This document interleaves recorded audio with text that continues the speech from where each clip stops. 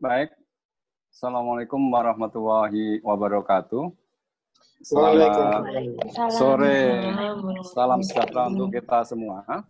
Terima kasih Pak Faruk, host kita. Jadi sore ini kita ada call Zoom dengan salah satu narasumber yang mungkin sebagian besar di antara kita sudah kenal, Mbak Wasingatu Zakiah.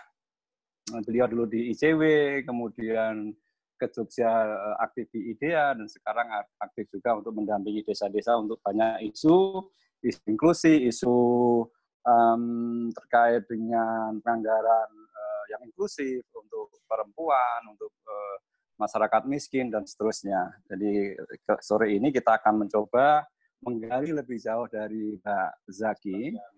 Jadi mungkin sedikit gambaran atau background ya, jadi apa yang mau dibawakan oleh Mbak Zaki, dia mensinyalir bahwa dalam proses-proses pemberdayaan masyarakat, terutama akses kelompok tertentu, misalkan perempuan terhadap penganggaran berbasis desa, misalkan itu, di situ ada banyak gap di mana peran negara atau pemerintah itu menjadi minimalis. Tetapi pada sisi yang lain, kemudian peran civil society itu sangat luar biasa. Kebetulan saya dan juga Mbak Zaki juga mengikuti dari awal proses undang-undangnya, dan kita semua, apalagi ini sebagian besar mahasiswa hukum, itu tahu persis bagaimana proses perjalanan undang-undang desa ini sampai kemudian menjadi undang-undang desa di tahun 2014. Jadi kita tahu persis perdebatan yang ada, bahkan kita juga tahu persis sejak tahun berapa, 48 itu sudah ada undang-undang desa swapraja dan seterusnya. Sampai akhirnya tahun 2014 dikeluarkan. 2015 undang-undang itu mau dijalankan dengan penganggaran yang cukup besar, triliunan rupiah digelontorkan oleh pemerintah pusat ke desa, langsung ke desa anggarannya, tahun pertama 20 juta dan hingga sekarang menjadi 70 juta. Mohon maaf, 20 triliun hingga sekarang menjadi 70 triliun. Anggaran disediakan oleh pemerintah pusat untuk desa terkait dengan pelaksanaan undang-undang desa. Nah, itu membuka ruang publik yang luar biasa, ruang partisipasi yang luar biasa, termasuk bagaimana perempuan di dalamnya untuk bisa berpartisipasi dalam proses-proses pembangunan yang berpihak kepada kepentingan perempuan. Tapi selalu saja kebijakan yang banyak dikeluar di negara kita ini tidak disertai dengan sistem pendukung yang cukup memadai. Contoh yang paling kontemporer terkait dengan jaminan sosial ini, BPJS itu, kita tahu itu bisa alokasi anggarannya atau peredaran anggaran yang berputar bisa 600 triliun, tapi kalau kita telisik, anggaran yang disediakan untuk sistem pendukungnya hanya 20 miliar. Bayangkan saja itu kan. Nah, di Undang-Undang Desa juga begitu. Pemerintah menyediakan 70 triliun, itu yang dari dana desa. Jadi kalau kita bicara soal anggaran yang ke desa ini, tidak hanya dana yang berasal dari dana desa, tetapi semua anggaran yang turun ke desa. Dan itu hampir 650 triliun yang ke desa itu. Luar biasa memang. Dan itu lintas sektoral. Jadi misi dari undang-undang yang awalnya, undang-undang desa ini menggagas bahwa semua program berbasis desa itu dari 19 kementerian itu bisa terkonsolidasi, tapi pada prakteknya oleh berbagai kepentingan tidak bisa.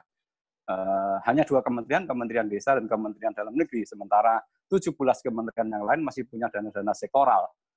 Kementerian Kesehatan, Kementerian Pendidikan, mereka masih punya, Kementerian Pertanian masih punya penyuluh pertanian dan seterusnya. Jadi program-program masih itu berjalan. Jadi isu pertama terkait dengan ini tentu saja soal tumpang tindih atau koordinasi atau ketidaksinkronan kebijakan antar kementerian terkait dengan bagaimana pembangunan desa dijalankan. Kedua, kaitan dengan itu juga soal ego sektoral itu adalah soal kemudian bagaimana siapa yang punya kapasitas untuk mendeliver itu. Desa yang tadinya hanya mengelola dana 60 juta rupiah, kemudian sekarang mengelola dana 1,4 miliar. Saya kira ada kekagetan tersendiri. Kapasitas tidak ada di sana. Regulasi ada masalah, kemudian kapasitas tidak ada di sana juga, dan kemudian hal yang lain adalah bahwa dana ini dikelola pemerintah desa yang dalam banyak hal itu kemudian menjadi sangat eksklusif. Ini seolah-olah uangnya itu uangnya pemerintah desa, padahal tidak, itu uang dari masyarakat desa. Nah, saya kira ruang itu yang nanti sebenarnya mau diangkat oleh Mbak Zaki, dan kita tahu perjalanan ini, undang-undang ini sudah berjalan sekian lama, termasuk kemudian kalau kita konteks sekarang kita kaitkan dengan COVID-19, di mana prioritas penggunaan dana desa ini untuk jaminan sosial, untuk PLT, untuk PKTD, mohon maaf, PKTD, untuk cash for works, kemudian untuk BLT, dan seterusnya.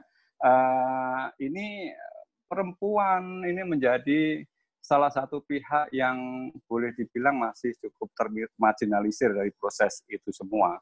Kepentingannya terkait dengan bagaimana sejauh mana mereka bisa mengakses penganggaran dan pembangunan berbasis desa ini. Saya kira ini beberapa catatan. Pak Hus, apakah Bu Zaki sudah bisa nyambung ke kita?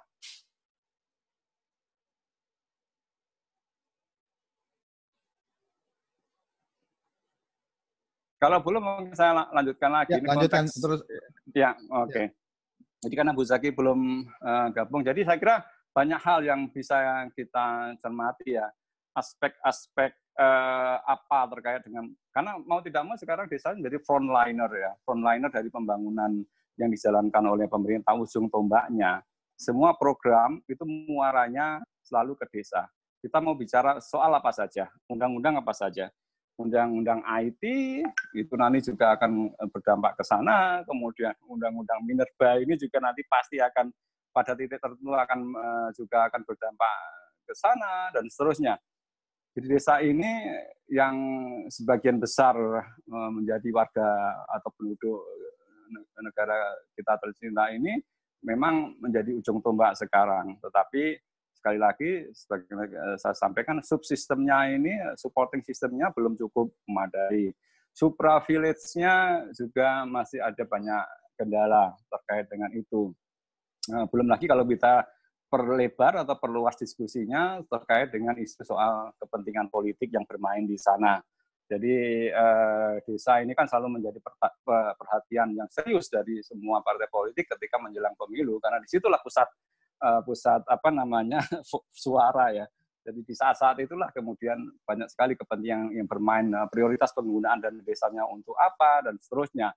Jadi kalau kita perhatikan menjelang pemilu itu, dan saya mungkin karena benar-benar di dalam ya, dalam artian penganggarannya dan seterusnya, itu tahu persis bahwa kalau menjelang pemilu itu Menteri A, Menteri B, Menteri C itu maunya bahwa dana yang ke desa itu lewat ke dapilnya mereka dan seterusnya. Itu sangat, saya kira kita tahu persis itulah di konteks itu juga. Jadi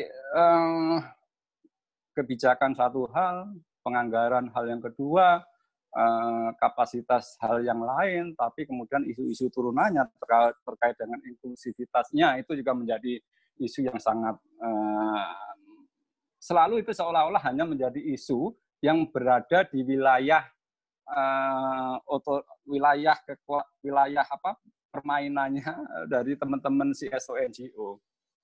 Jadi selalu begitu. Yang diperhatikan oleh sistem itu selalu lebih pada bagaimana delivery sistemnya dari pemerintah pusat, kementerian, ke pemerintah provinsi, kemudian ke pemerintah kabupaten, sampai kemudian ke desa melalui kecamatan.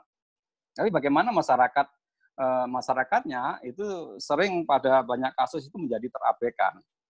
Nah, untungnya kita benar-benar beruntung bahwa kita ada NU, ada Muhammadiyah, ada IDEA, ada ICW, ada banyak NGO, CSO yang banyak memerankan diri, mengambil peran di situ untuk memberdayakan masyarakat, membuat masyarakat lebih kritis, masyarakat merangsek dalam mempertanyakan ke kepala desa, kenapa kok anggarannya ini hanya selalu bikin jalan dan jalan lagi. Pak Hus, belum ada kabar kah? Lagi diusahakan, menurut saya sih lanjut saja Pak Bambang. Oke. Atau mungkin kalau ada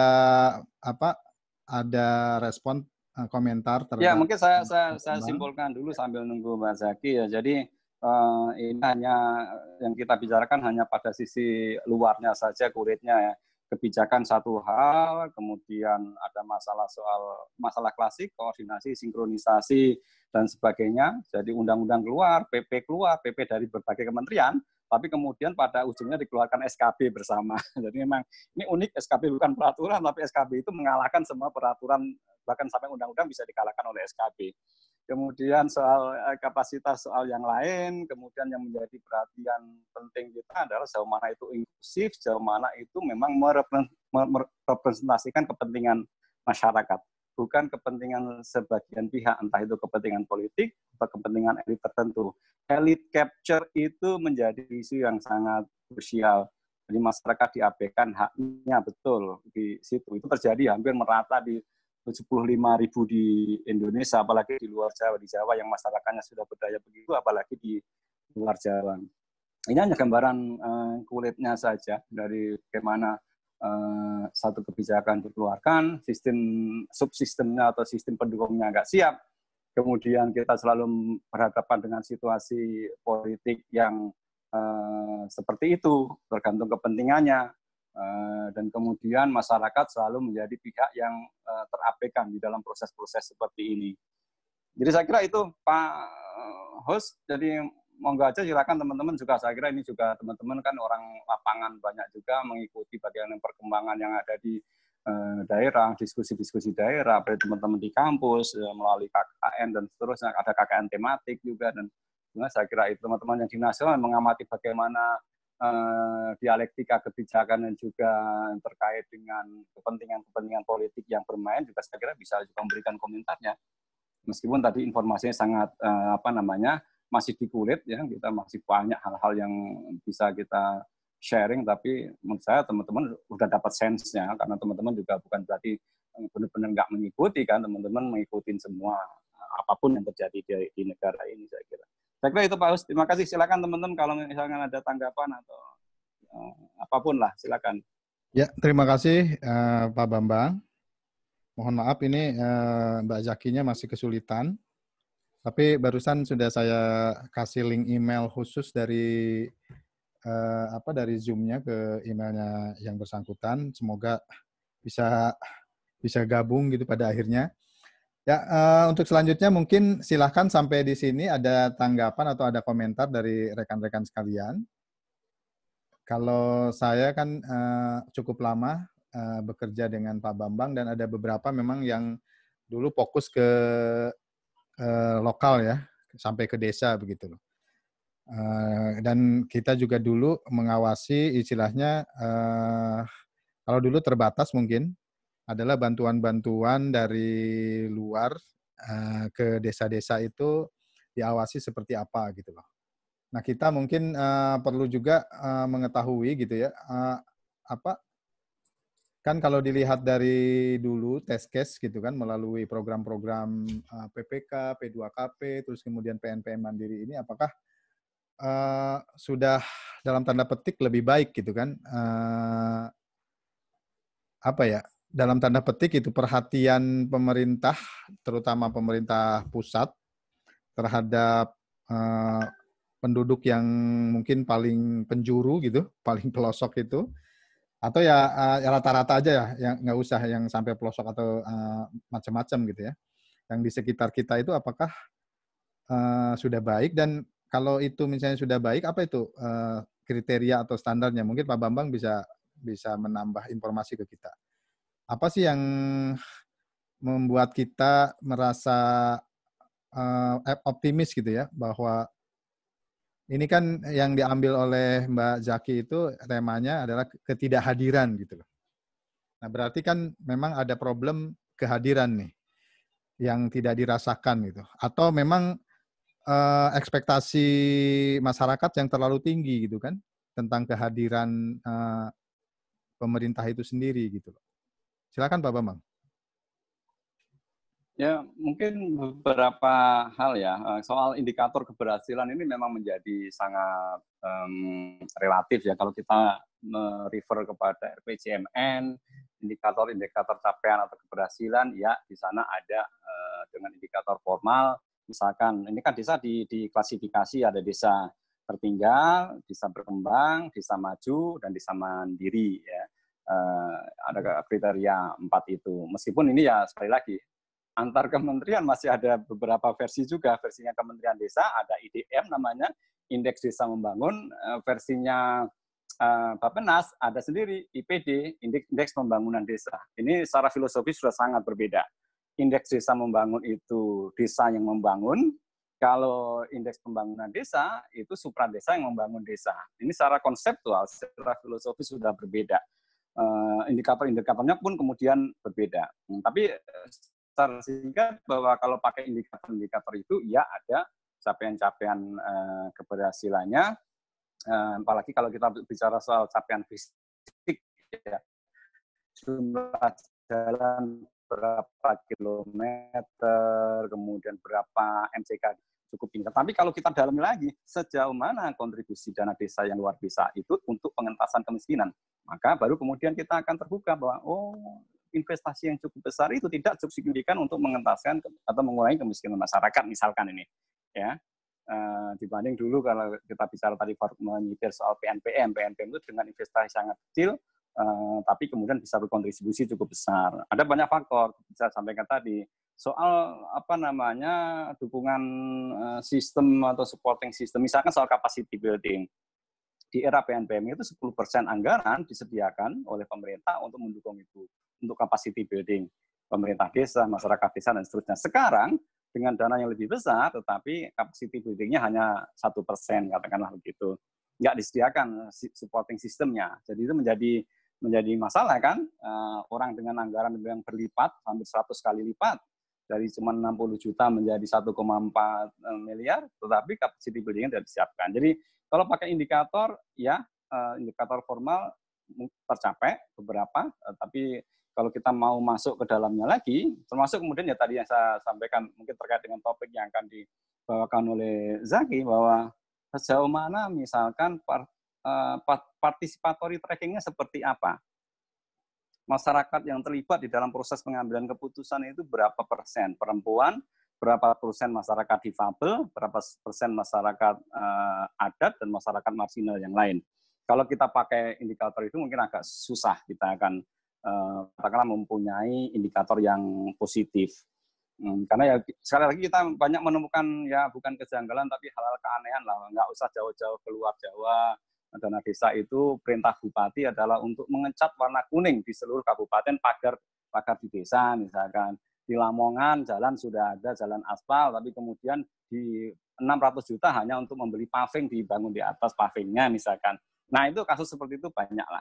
Jadi saya kira indikator begitu Pak Farouk. Jadi kalau pakai indikator formal, iya, apalagi kalau kita tahu lah menjelang pemilu itu pasti kan itu penting kan untuk disampaikan bahwa kita udah investasi cukup besar, berapa puluh triliun, ini loh hasilnya, indikator-indikator kita tercapai. Tetapi kalau kita bicara lebih dalam, ya nanti dulu, itu perlu pendalaman yang lebih jauh lagi. Saya kira akan yang menjadi concern dari Mbak Zaki, saya kira memang di situ, saya kira sejauh mana masyarakat sipil terlibat.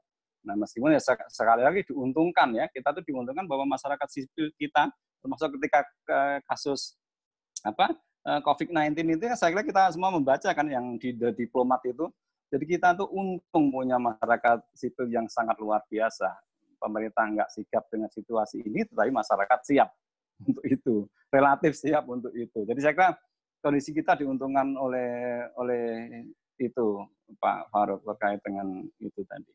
Ya, tapi kalau boleh tahu gambaran sekilas tentang yang dianggap ketidakhadiran itu.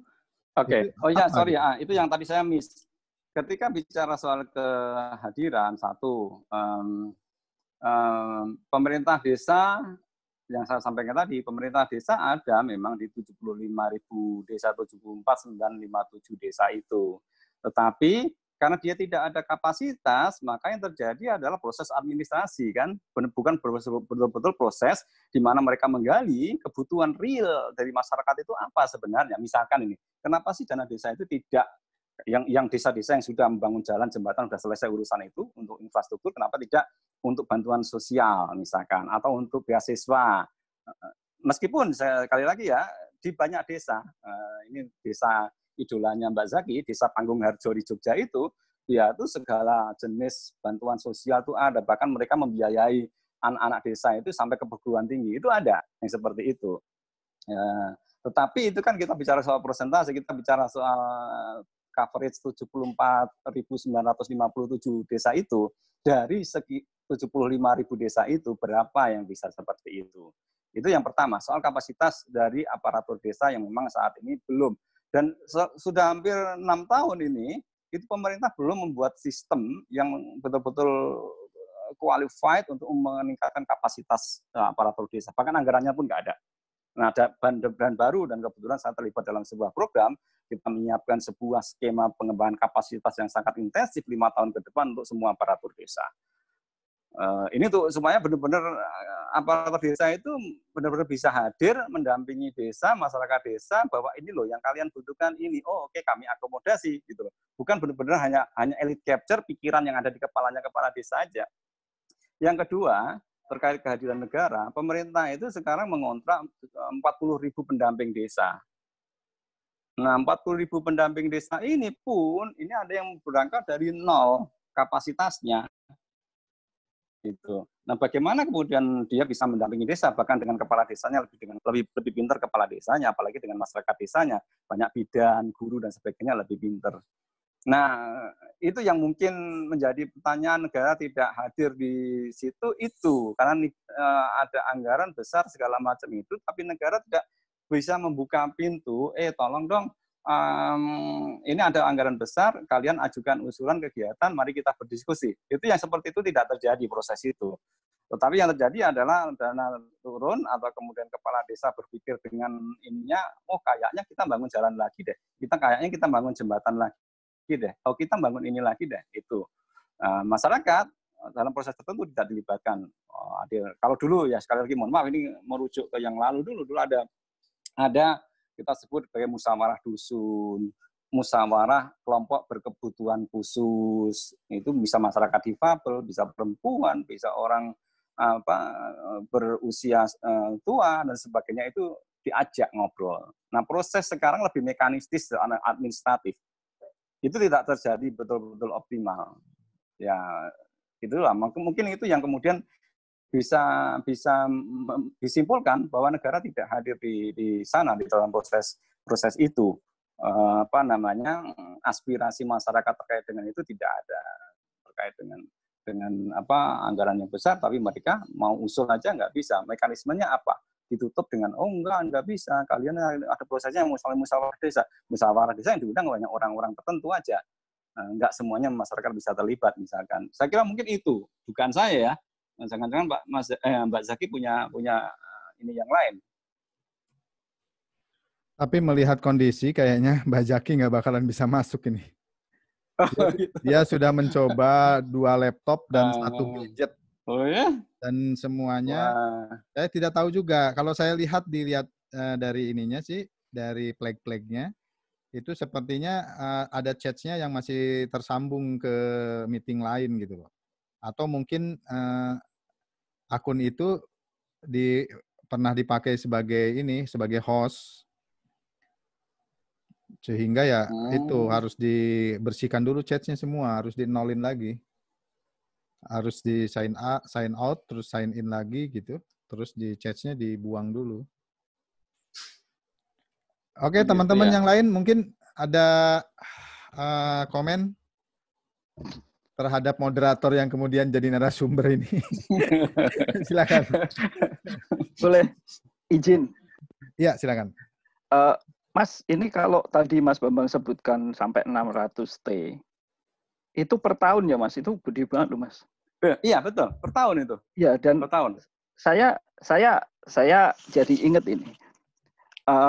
Kok kayaknya sejak Orde Baru juga belum ada perubahan ini terkait pembangunan desa. Maksudnya negara seakan nggak ada, dan kalau kelihatan ada ya kalau mau ada pemilu dan lain-lain, ya masih gitu-gitu aja. Ini ada pengalaman dulu kalau waktu kita tahun-tahun Orde Baru dulu ada kelompok pencapir. Itu kan untuk menunjukkan bahwa desa ini mempunyai kelompok petani yang maju dan lain-lain. Itu sebenarnya juga lucu-lucuan aja, karena desa saya dulu juara 2 nasional. Tawangmangu? Iya, juara 2 nasional, kelompok pencapir Mekarsari. itu katanya ada pembangunan pertanian, ada perikanan. Itu ya ketika tim penilai datang, itu petani yang baru macul ya dikai kaos kelompok capir, ini anggota kelompok capir, seperti kolam tiba-tiba ditempelin plang. Padahal nggak ada kelompok capir pun, dia udah berusaha di situ. Dari polanya itu kok masih sama. Yeah. Nah, pertanyaannya kira-kira kalau mau mengubah, itu dengan tadi ada capacity building dan lain-lain, seberapa efektif tuh, Mas? Ya. Yeah. Langsung Pak Faruk apa ada yang lain atau langsung aja ya? Langsung aja, Pak. Oke.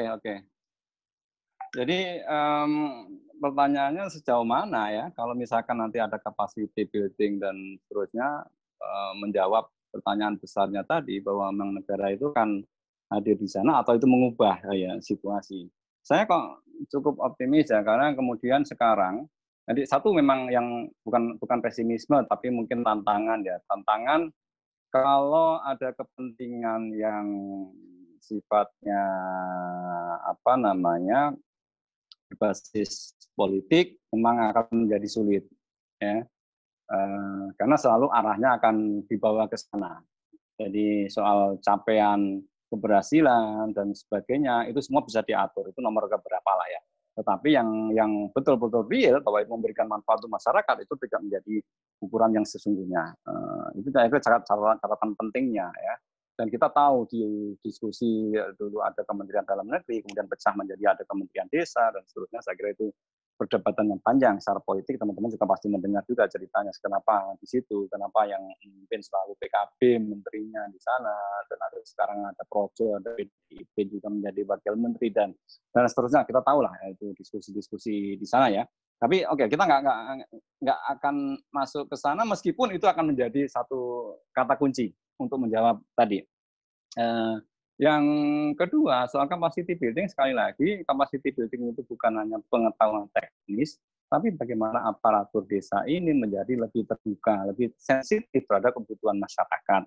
Bahwa sekarang itu misalkan, saya cerita soal Panggung Harjo itu desa di Jogja ya, kepala desanya itu dulu lulusan farmasi UGM, Mas Wahyudi, tapi dia luar biasa, cara berpikirnya sangat visioner, dia kembangkan semua hal di luar pakem yang ada. Dia tidak bicara soal pembangunan desa itu hanya soal pembangunan fisik, tapi sudah mengembangkan banyak hal, sistem sosial yang ada, budaya, bahkan kuliner, bahkan pengembangan ekonomi lokal, kemudian beasiswa untuk anak sampai sekolah perguruan tinggi, layanan kesehatan, layanan pendidikan, itu komprehensif betul desa itu.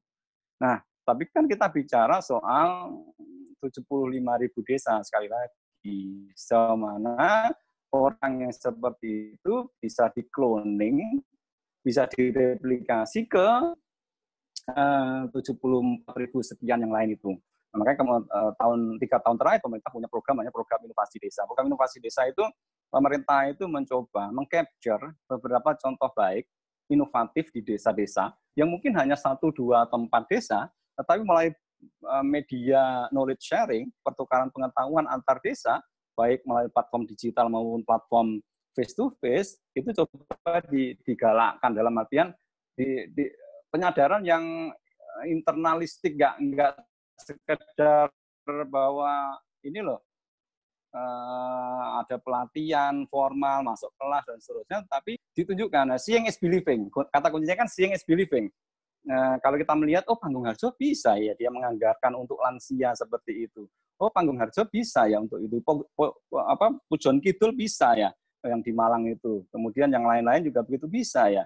Nah, sekian puluh atau ratus katakanlah gitu. Kemudian yang coba ditularkan ke banyak yang lain. Jadi ketika bicara capacity building itu kita nggak berpikir atau pemerintah tidak berpikir bahwa pelatihan fisik, training di kelas, tapi bagaimana pemerintah desa itu lebih punya sensitivitas untuk ngobrol dengan petani, nelayan dan seterusnya. Apa kebutuhan real mereka? Ngomong dengan ibu-ibu, ngomong dengan guru yang ada di desa dan seterusnya, dengan posyandu, apa sih kebutuhan gizi masyarakat? Jadi nanti pergeserannya akan ke sana gitu. Jadi saya melihat lebih ke sana arahnya. Tidak pelatihan fisik, ini loh cara melaporkan keuangan, ini cara menyusun anggaran, ini cara menyusun rencana pembangunan desa dan seterusnya, bukan ke situ tapi lebih ke sana. Membuka cara pandang aparatur desa, pemerintah desa, termasuk kemudian 40.000 pendamping desa yang tersebar di seluruh Nusantara itu, di semua desa ada, dan itu anggarannya cukup besar. Tiap tahun itu paling enggak 3 triliun dikeluarkan oleh negara untuk membayar mereka. Jadi saya melihat trennya akan ke sana. Jadi soal penyadaran bersama. Nanti penyadaran bersama bahwa desa ini tanggung jawab bersama, bukan hanya tanggung jawab salah satu pihak saja, tapi pihak bersama. Pada saat bersama kan juga diadvokasikan ke pemerintah pusat ruang-ruang fleksibilitas. Pada titik tertentu kan seringkali desa mau menganggarkan ini itu yang inovatif, tapi kemudian kepentok pada aturannya nggak boleh. Kalau aturan nggak boleh itu artinya nanti pada akhirnya ketika ada audit jadi temuan kepala desa kena, bahkan ada yang masuk penjara segala macam karena membuat inovasi pembangunan desa. Nah ini yang akan coba diminimalisir, dikurangi. Jadi memang ini kerja yang sangat masif dari atas ke bawah ke atas, yang nggak bisa dalam waktu dekat, termasuk yang lebih penting mengubah cara berpikir, mindset ini yang saya kira memang investasi yang sangat besar ya ke depan, dan semua pihak, makanya peran-peran teman-teman Zaki, teman-teman yang di NGO, CS itu menjadi kritikal di situ. Karena proses-proses penyadaran mereka yang paham betul bagaimana itu dilakukan, bukan oleh pemerintah desa, tapi oleh teman-teman yang ada di lapangan itu. Saya kira itu. Lanjut, Pak Hasrul. Ya, lanjut saja. Saya langsung aja, Mas. Mungkin saya itu tidak terlalu... Saya tadi itu berpikir kalau Zaki itu membuat materi diskusi yang lebih excited karena istilah hadir dan tidak hadir negara ini kan persoalan serius ya. Kalau dalam kajian demokrasi yang sependek yang saya tahu, Mas. Nah, orang seperti saya itu dari dulu tidak terlalu peduli dengan negara. Coba kembali, mari kita baca buku-buku Babon tentang demokrasi itu kan mengatakan begini. Masyarakat itu semakin otonom, semakin punya inisiatif, berdemokrasi, semakin maju, peran negara itu harus semakin diminimalisir. Kan begitu itu teorinya. Kalau kita baca buku demokrasi di Amerika yang klasik itu kan cerita begitu, Mas. Makanya kan saya itu sebenarnya berharap Zaki ini jangan-jangan ceritanya begini. Hei negara, masyarakat sipil itu sekarang sudah semakin sophisticated. Situ itu nggak usah mengganggu pekerjaan masyarakat sipil. Jadi kalau situ mau masuk, melakukan intervensi terhadap pekerjaan masyarakat sipil, tidak boleh kontraproduktif. Harus sehat. Karena apa? Karena menurut teori dasar negara dan demokrasi, kalau masyarakat itu demokrasinya semakin kuat, harusnya peran negara itu diminimalisir. Kan begitu, Mas, teorinya. Makanya kan dalam kasus yang berbeda, dulu saya sama teman-teman di Muhammadiyah itu menentang undang-undang pesantren. Sampai sempat mau melakukan JR. Kenapa? Salah satunya adalah ya kan, undang-undang pesantren itu berpotensi merusak sikap otonom masyarakat berdemokrasi ketika negara itu hadir, ya, dia bilang mau merekognisi entitas pesantren, tetapi dalam kenyataannya dia melakukan domestifikasi, Mas, penaklukan. Jadi kalau saya sebenarnya menduga Zaki itu mau presentasi bahwa ini adalah contoh demokrasi yang sehat. Ketika negara itu nggak bisa ngapa-ngapain dalam situasi yang seperti ini, masyarakat itu bisa survive. Ini best practice-nya demokrasi. Jadi apa perlunya? Makanya kan dalam teori demokrasi ada orang bilang kehadiran negara itu adalah berkah atau laknat. Orang bilang laknat. Nyatanya orang baik-baik bermasyarakat, ya kan, membangun inisiatif, ketika datang dana muncul masalah korupsi. Ya, ketika ada inisiatif capacity building, masyarakat tidak otentik mengekspresikan cara mereka menyatakan kehendak. Itu sebenarnya harus dilihat berbeda. Jangan-jangan Mbak Zaki itu mau cerita itu kepada kita. Sekarang itu adalah contoh yang nyata ketika masyarakat itu dalam situasi krisis, negara yang diharapkan justru hadir, tidak hadir, tapi masyarakat itu malah bisa membuat inisiatif-inisiatif yang menunjukkan bahwa kehidupan berdemokrasi dan partisipasi masyarakat itu sehat. Tolong saya dikoreksi ya, kalau teori demokrasi saya salah. Karena sekali lagi asumsi dasar demokrasi itu adalah meminimalisir perannya negara. Kalau masyarakat itu mau semakin sehat, semakin otonom, inisiatifnya baik. Dan itu terjadi pada undang-undang pesantren.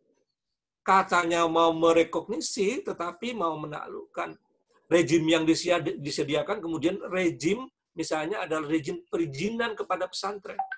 Sehingga pesantren yang sudah jauh-jauh hari survive, bahkan bisa hidup tanpa negara, sekarang harus ngemis-ngemis kepada negara. Apa ceritanya? Jadi saya itu justru tertariknya begitu. Saya berharap nanti Jack itu cerita. Coba kita baca kembali pikiran terakhir Harari di dalam bukunya. Jadi dunia ini sebenarnya bergerak kepada alur yang lebih baik menurut dia ya. Tapi dia menjadi agak rusak ketika di situ banyak politisi yang kemudian melakukan peran yang kontraproduktif di masyarakat. Harusnya sekarang dengan situasi krisis ketika public trust itu tidak ada kepada politisi, politisi menunjukkan kepada masyarakat bahwa mereka bisa dipercaya oleh masyarakat. Tapi yang terjadi sekarang malah tidak. Jadi saya itu berharap sebenarnya Bu Zaki itu ingin bercerita best practice inisiatif masyarakat sipil ketika negara tidak hadir. Kalaupun nanti negara itu hadir, jangan sampai kehadiran negara itu kontraproduktif, merusak sesuatu yang kemudian sudah dibuat dengan baik di tataran masyarakat sipil. Dan menurut teori yang saya baca tentang demokrasi, begitulah seharusnya demokrasi yang sehat itu. Masyarakat semakin punya inisiatif, negara minimalis perannya. Kalaupun dia berperan, dia tidak boleh merusak sesuatu yang sudah baik di dalam demokrasi. Silakan baca kembali buku-buku teori tentang demokrasi. Saya kira itu tanggapan saya, Mas Farouk. Terima kasih. Ya, jadi kalau lihat pergerakan internasional kan, kalau dari istilah filsafat itu, semakin demokrasi semakin tumbuh, sebetulnya anarkisme produktif. Anarkisme ini jangan disamakan dengan anarki ya, tapi anarkisme di sini adalah silakan baca misalnya buku-bukunya Bakunin dan segala macam. Anarkisme di sini itu adalah semakin berkurangnya peran-peran politik gitu ya, peran-peran pemerintahan ke dalam kehidupan bermasyarakat gitu. Nanti katanya masyarakat itu bisa mengolah atau mengelola dirinya sendiri menjadi bagian-bagian kecil yang lebih produktif, yang lebih survive gitu ya. Silakan Pak Bambang dikomentari. Enggak, saya kira Pak Hasul mungkin emang jangan-jangan itu yang akan dipresentasikan oleh Mbak Zaki ya. Memang diskusi awalnya memang kita mau mendiskusi, Mbak Zaki mau mengangkat soal perempuan dan desa gitu ya. Kemudian belakangan memang itu kemudian kaitan dengan pertanyaan selanjutnya terkait dengan ketidakhadiran negara itu. Nah, apakah kemudian pemahamannya atau poin yang akan diangkat seperti yang Cak Asul tadi, iya gitu. Dan saya memang menarik pembahasannya memang pada topik yang lebih spesifik terkait dengan desa, soal kehadiran dan ketidakhadiran negara di sana dengan beberapa contoh konkret tadi itu. Jadi emang itu juga diskusi nggak akan selesai. Kalau kita bicara dengan teman-teman aktivis antara Budiman Sujatmiko dengan versinya Sutoro Eko, versinya teman kita sosiologi itu Ari Sucipto itu juga akan bermacam-macam, berbeda-beda pendekatannya. Makanya jangankan itu, di internal pemerintah sendiri pun ada indeksnya aja bisa dua, indeks desa membangun, indeks pembangunan desa. Itu kan sudah berbeda secara filosofis tadi itu kan sudah berbeda. Desa membangun Indonesia itu artinya desa yang lebih ini, tetapi yang kedua indeks pembangunan desa itu yang pemerintah, yang penguasa negara yang kemudian masuk ke desa untuk membangun desa. Jadi ini ya saya kira kalau kembali saya tarik ke soal desa ya itu di situ gitu loh, bicara atau diskusi terkait dengan hadir tidak hadirnya negara. Bahkan ada yang saya secara ekstrim bilang nggak perlu sebenarnya negara hadir di desa karena desa itu punya kearifan lokal dan seterusnya. Kalau ngasih duit, kasih anggaran, budget, kasih aja selesai. Bahkan kalau perlu, ini Sutoro Eko ekstrim ya, laporannya cukup 1 halaman saja, dia terima tiap tahun dari negara, katakanlah satu desa terima 1,4 miliar, laporannya ya sudah 1,4 miliar untuk apa? 1 halaman aja selesai udah dilaporkan. Gitu. Bahkan ada yang ekstrim begitu. urusan mau diapakan oleh desa dan seterusnya, itu urusannya desa. Gitu. Jadi kehadiran negara dalam konteks ini adalah sudah, memang desa harus negara harus tahu diri, pemerintah tahu diri. Itu haknya desa, diberikan anggaran itu, tapi nggak boleh masuk terlalu jauh ke dalam. Nah, tapi problemnya kan memang kita nggak bisa mengeneralisir desa-desa kita seperti itu. Banyak desa, mohon maaf saya kembali lagi bawa lagi ke soal diskusi yang saya mungkin biar ini ya diskusinya terkait dengan hasil tidak adanya negara itu. Desa-desa di Indonesia ini kan jumlahnya ada 74.000. Tiap desa jangankan yang berbeda pulau, ada berbeda provinsi, yang satu kabupaten pun bisa punya kearifan lokal yang berbeda-beda sendiri-sendiri.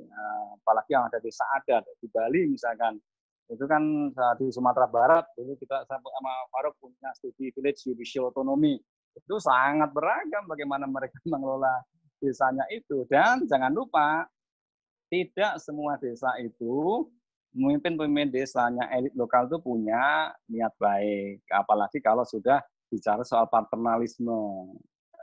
Kalau soal adat itu sebagian besar konteks Indonesia siapa yang berkuasa? Laki-laki lah yang yang berkuasa. Kemudian perempuan seperti apa? Diabaikan, ya kan? Kepentingan laki-laki lah itu yang lebih menonjol. Nah ini kalau kita bicara lebih jauh lagi ya soal bagaimana kita bedah satu-satu konteks di desa-desa di Indonesia itu.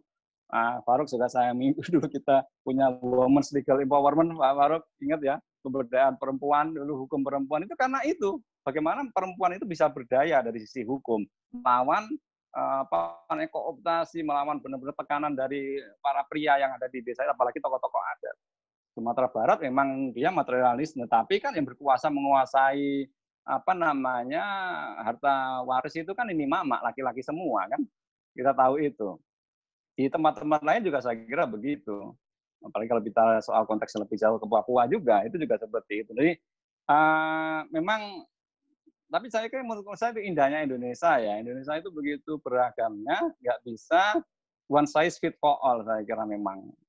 Undang-undang satu hal, tetapi dalam pelaksanaan nggak bisa seperti itu. Dalam artian sama semuanya gitu. Seragam semua harus begini, semua seragam harus begitu, nggak bisa.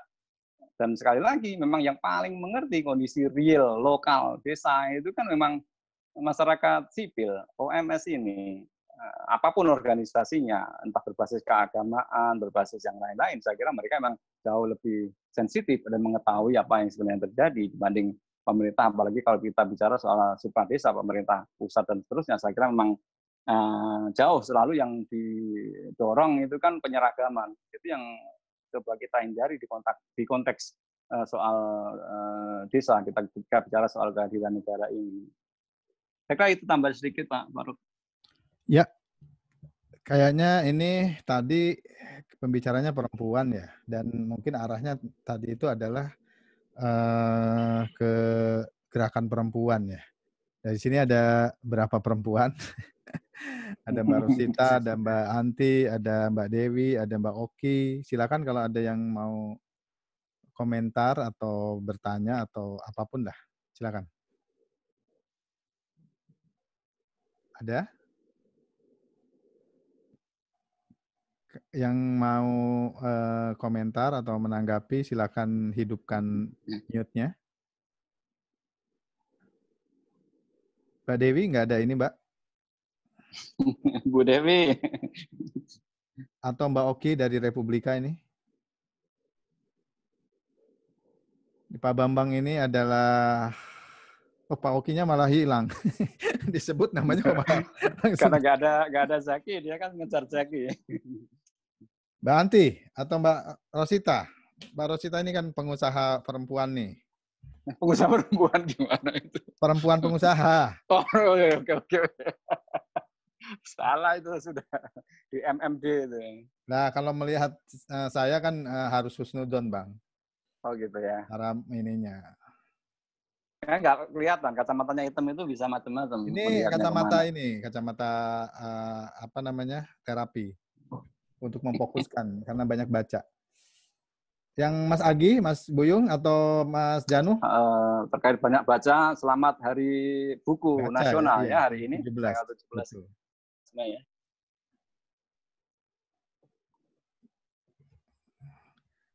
Kayaknya giliran Mbak Jaki nanti harus di reschedule karena mungkin ada beberapa perspektif yang yang hendak disampaikan ke kita gitu, ke jamaah khusus. Ya sebetulnya kalau ya, enggak usul kalau memang ini kita malah balik lagi ke tadi rencana diskusi kita yang di awal tadi Pak Bo. Kalau memang ini enggak ada boleh manfaat saja. 10, tapi harus saya tutup dulu. Oh ya, siap. Ini Mbak Anti katanya usul. Silakan Mbak Anti. Mas Bambang jadi ingat. Jadi kan di desanya tanah kelahiran kami ya di Magelang yang di dekat Borobudur itu kan jadi desa wisata kan ya. Kemudian dibangun bagus, terus ada balkondes segala macam itu loh Mas. Itu kan maju banget. Nah, apakah itu juga termasuk dana yang dari pemerintah itu ya Mas? Nah, itu ceritanya beda lagi. Kenal Mas Tio nggak ya? Mas Tio yang dulu teknik arsitektur. Dia kan direktur pengembangan Borobudur dan Prambanan.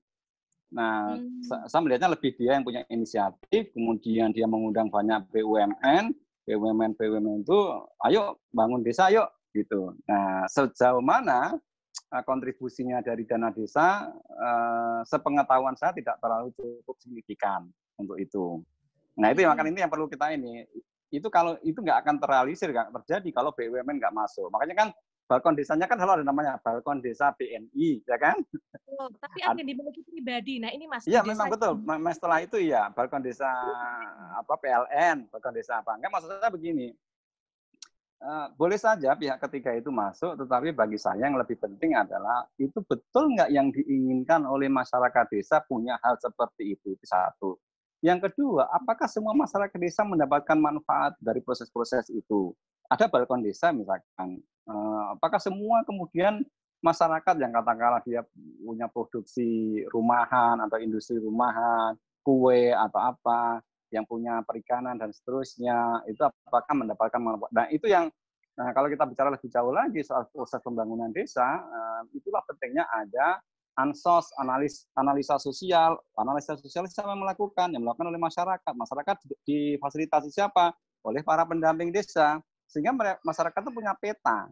Desaku ini ada berapa dusun, ini lokasinya 1, 2, 3 seperti ini, potensi kita adalah ini.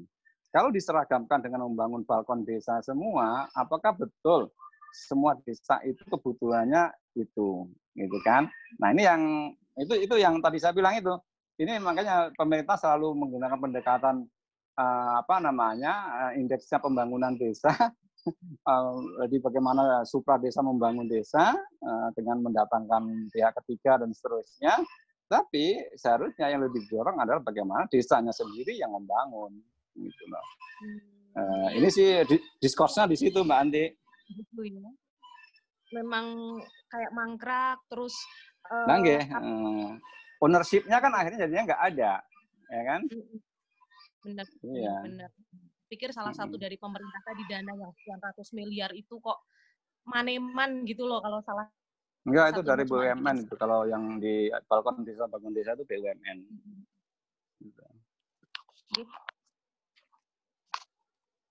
Sudah Pak Faruk, makasih. Ada lagi yang lain Mbak Rosita? Katanya yang dari Republika juga tadi sebetulnya itu mati sendiri, tapi ketika masuk ada plague gitu juga. Lagi, masalah gitu lagi ya. Ya kayaknya ini kayaknya nih. Saya yang harus bersihkan nanti chat-nya dari komputer ini gitu. Karena mungkin banyak sekali dipakai. Ada yang lain? Kalau tidak ada, mungkin closing statement aja dari Pak Bambang. Tapi kita mungkin schedulekan untuk Mbak Zaki. Oh ini Mbak Anti mau ini lagi? Mau bicara lagi? Atau gimana? Ini lower hand. Ya, oke, silakan di ini aja, Mas Pak Bambang, di closing statement apa mungkin yang penting. Ya, saya kira begini ya, saya mencoba membaca, tadi Pak Hasrul juga mencoba membaca apa yang mau dipresentasikan oleh Mbak Zaki, tapi kemudian saya membawanya kepada topik yang lebih spesifik yang memang itu sempat kita diskusikan juga sebentar dengan Mbak Zaki, konteks desa dan kemudian konteks lebih spesifik terkait dengan perempuan. Tapi intinya adalah pertama, soal kehadiran ketidakhadiran ini memang menjadi diskusi yang tidak hanya satu variabel yang perlu kita lihat, tapi saya kira banyak sekali variabelnya. Karena kita bicara sekali lagi konteks desa, ini yang nggak bisa hanya dengan satu pendekatan atau satu perspektif saja. Emang kita harus melihatnya ke sana. Yang kedua, memang kalau kita bicara soal 74.000 sekian desa, ini nggak bisa one size fit for all gitu loh. Nanti pemerintah harus menyadari itu bahwa desa-desa kita ini sangat beragam dan kemudian yang ditawarkan maka tidak menggunakan pendekatan bahwa ini loh regulasinya, kamu harus patuhi itu. Yang ketiga adalah terkait dengan kepentingan-kepentingan politik, ya saya kira mungkin bisa agak dibatasi lah dalam artian ada saatnya kepentingan politik itu yang menjadi pertimbangan utama, tapi ada saatnya yang menjadi pertimbangan utama dalam bagaimana masyarakatnya.